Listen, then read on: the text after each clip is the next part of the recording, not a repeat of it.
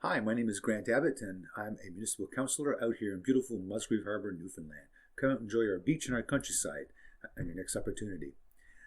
This will be the first of a series of videos that I do that is going to be off the cuff without much preparation, and compared to other times when I have quite a bit of preparation, and hopefully significantly shorter than the other videos. This is because I don't want to vindicate myself as much as I used to. Things are pretty on the table, and you call a spade a spade. I know exactly what things are based on what evidence has been presented out there. Today's video is about the abandoned grocery store. I've been approached by an involved citizen, and I've been provided some background information in terms of what's been going on over the past few years about the dealings with the grocery store. There wasn't much in the package, to tell you the truth. There was some information that was valuable, such as emails from lawyers, emails from the bank, a few people's names, some general information about who owns what, some titles and things like that. Not titles, but rather some surveys and things like that. But generally, nothing really that we can put our tenors into at this point in time, except for one particular point, which I'll bring up a little bit later. I reached out to the town to try to figure out what other information I could get that's not in that folder. For instance, who's been emailing, who's communicated to who at the government, what responses they've gotten back. I've got a few responses back, but no one's really engaged with me at the town to figure out what has been discovered to put into the file to help strengthen the case. But I've decided to take things on my own due to the fact that the town has been absent for 2 of the regularly scheduled meetings, which I might add, I missed 3 of the regularly scheduled meetings and was able to be kicked out of my seat due to missing all 3 of those meetings.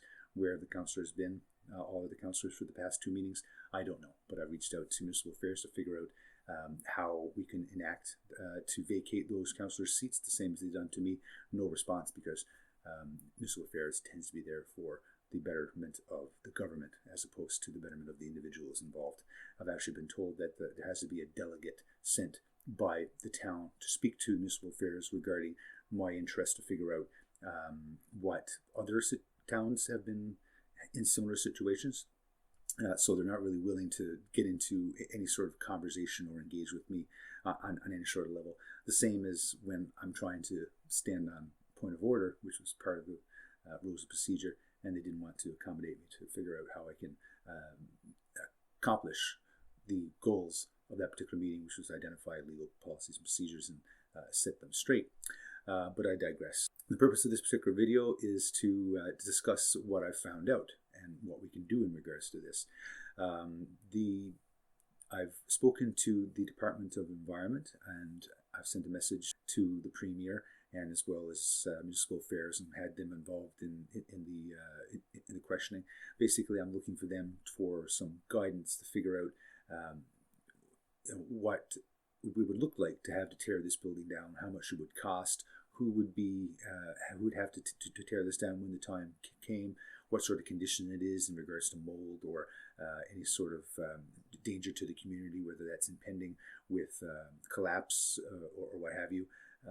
These are the details that I was trying to figure out.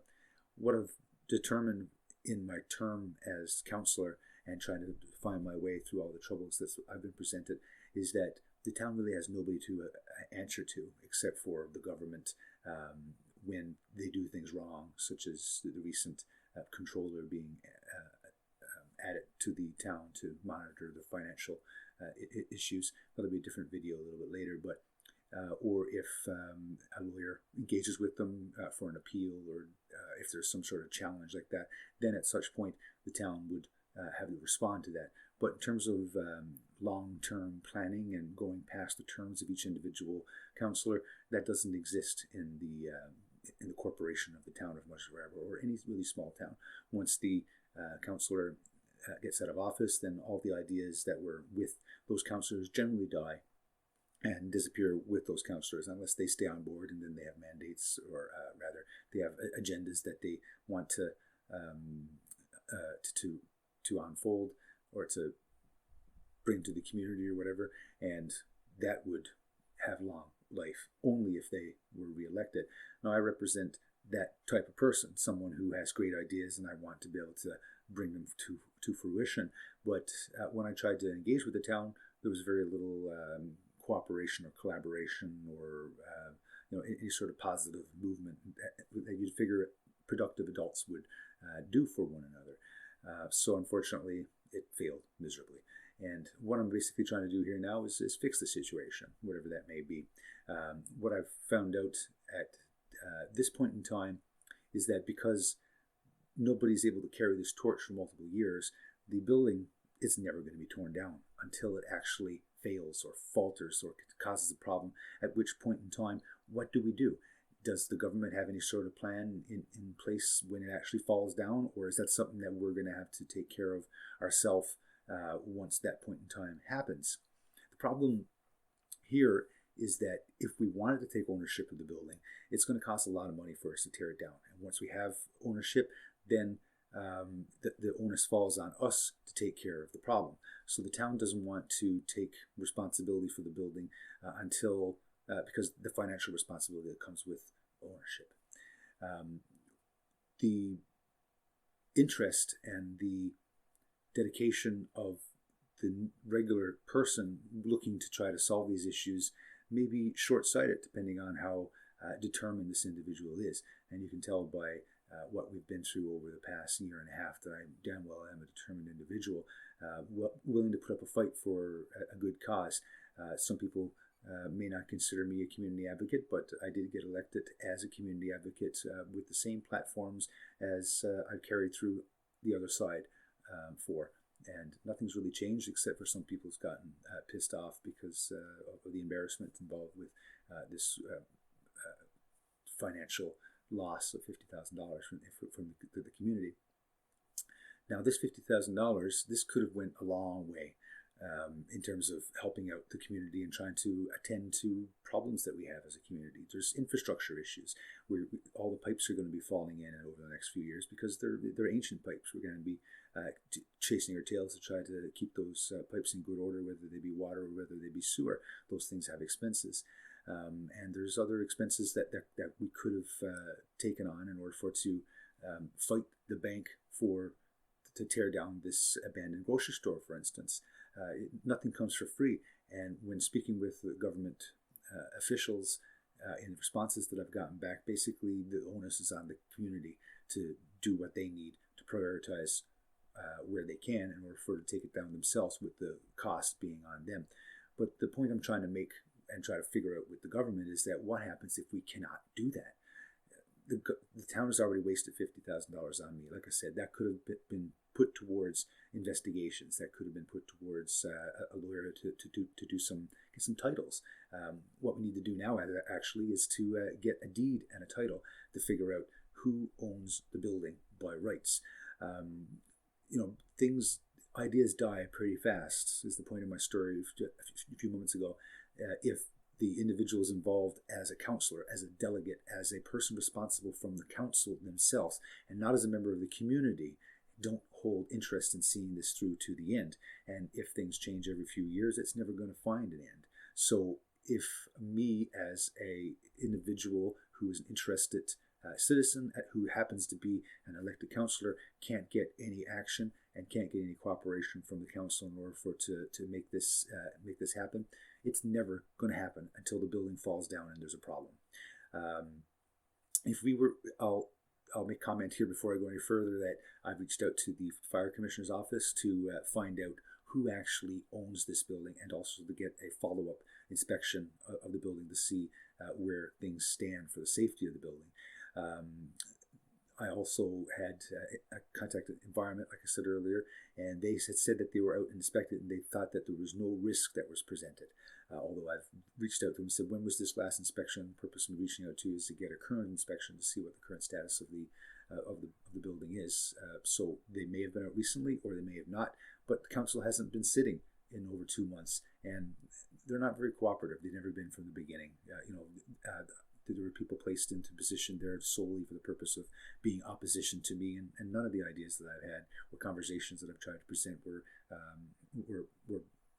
appreciated or welcomed, and I've never been able to speak my mind on any sort of level without being suppressed. And now they've got policies and procedures for keeping things even more censored and away from public views. So the thing that I found out in this document, or in the package of documents that was provided to me, what represents what we've done on this case since the beginning, there's a concept in there that basically says that the bank claims that they do not have ownership over the property, that the mortgage holder still owns the property. But as we all know, the mortgagee, whatever, has defaulted on the loan, and the ownership of that had gone back to the bank. Now, they actually had their lawyer also write a letter that also states that the ownership is currently with the mortgage holder. So what we need to do as a community is to spend some money, but unfortunately we can't, because there's a controller applied to us because of the $50,000 that we've spent, and the precarious spending of cash, and overdue accounts, and the unsuredness that we're actually going to be able to meet our expectations for the year. But if we did have money, such as the $5,000 we were going to spend on a snowblower a year ago, but we've failed to do so, then we could be able to pay for to get records like real estate agents do, to figure out who the deeds or the title is on the property. Once we've determined that, we can either correct the record, or at least take that record and show it to the bank or show it to the lawyer, and leverage that as being saying, well, these are the people that the records say currently own the property. Whether that is the mortgage holder, which it very well may be if the record hasn't been updated, then we'll be able to fix that record. And if it is the bank still, then at least at that point we'll be able to say, no, it's you guys are responsible for this. Now we need to have action on this and hold the bank responsible. The next step in this whole process then is to start litigation against the bank. This sounds like a precarious thing, because who has the money to take on a bank, especially after $50,000 has been spent that could have very well been used for Arsenal to help leverage and win this case and take care of the property, I'm sure. As noted in the news articles in the past, the mayors failed to speak to the news about this building, as far as I had read. I could be wrong, but I did notice that it was called out specifically that the mayors declined to speak on a few occasions. But a town needs to be behind every activity and every interest to help propel that project forward. And if they don't grab it, basically, then they're not going to see it through to the end, because if the town's not interested, then who is? Why are we even paying interest if the town itself is not interested? So we need to have everyone on board. But thankfully, through all of this BS that's been happening over the past year and a half, I've brought you all guys together in unity to hate me. I'm sure that at some point soon that you will realize that this was all a farce propagated by a few select individuals and fired by some of their friends, and also pushed along by a psychopath from Calgary. And it's a big difference between what you've been fed and what reality is. And like I said, if I was only able to put the amount of energy and time, as well as the town putting their energy and their time and the money into something logical and something cohesive at the level of enthusiasm that all of us have been working over the past year, I'm sure we could have done some amazing things with this community. But unfortunately, we've dug ourselves into a little hole. $50,000 plus, as well as a bunch of embarrassment, some fractured egos, and some publicity that hopefully we have benefit from over the past summer, and we can continue to leverage going forward. We've got a lot of great ideas and a lot of potential here in this community, and we can only do so if we think outside of the box and think about what we could do as opposed to what we can't do or what's limiting us, and then use Occam's razor to figure out how we can accomplish that, or if it's even possible based on the resources that we have. But a point for another video that I want to mention before we finish off here is that that's the idea of the money engine, is to have longevity, to have a marketing arm of a town that's able to pull in money on a regular basis and keep those ideas going forward past the tenature of the elected officials, by keeping a little conscious in the councillor's mind to the best interests of the town over many, many years. But we'll talk about that in a different video. I hope this all makes sense. I never went off for too long. That pretty well updates everybody on what things are, status is rather, with the grocery store. I hope this all made sense to you. You'll be able to see what's inside my mind, how confusing I could be sometimes. Again, this is off the cuff, straight from the mind. Choice of words were not ideal, and I hope the message was efficient. But we'll live and we'll grow over the next little bit, and hopefully we'll have more of these meetings as we progress. Hope you have yourself a great day, and we'll see you next time.